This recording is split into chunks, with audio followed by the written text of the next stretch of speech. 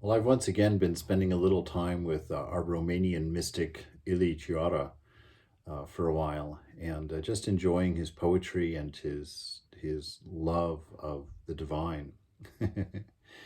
And he has this one poem in a book called The Silence of the Mind, where he just really makes some wonderful insights in the form of poetry. But each poem is actually meant to help you experience what he's seeing, what he knows.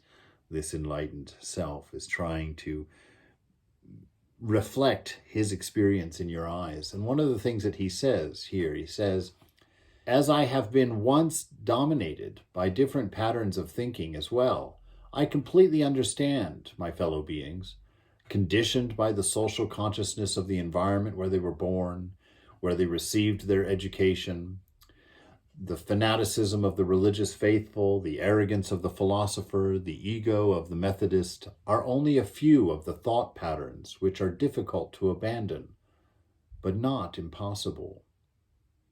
And this is the important part, what he tells us here. He says, let us not generalize these apparent difficulties. In my discussions with several people interested in self-knowing, I was often told that I cannot accomplish this simple meeting with myself. This I cannot. These words, I cannot. He says they are a reaction of our ego.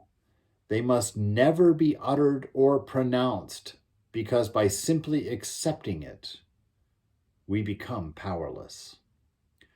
Never say you cannot do these things. Never say, I can't quiet the mind. I can't stay pure. I can't, do my practice every day. I can't. Do not speak that way, because these thoughts that you have in your mind are your reality. What you think you become.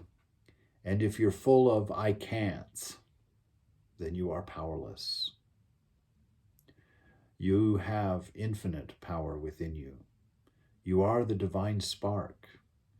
Your realization will show you that you were the God of the universe itself, that all of this experience, everything that you've ever tasted, touched, heard, smelled, or experienced, was in you. You were not in it. There is one being within you, and it is divine, and it is all-powerful. You can do this. You must do this. It is the purpose of your life to discover what you really are, what you have really been, what you will always be.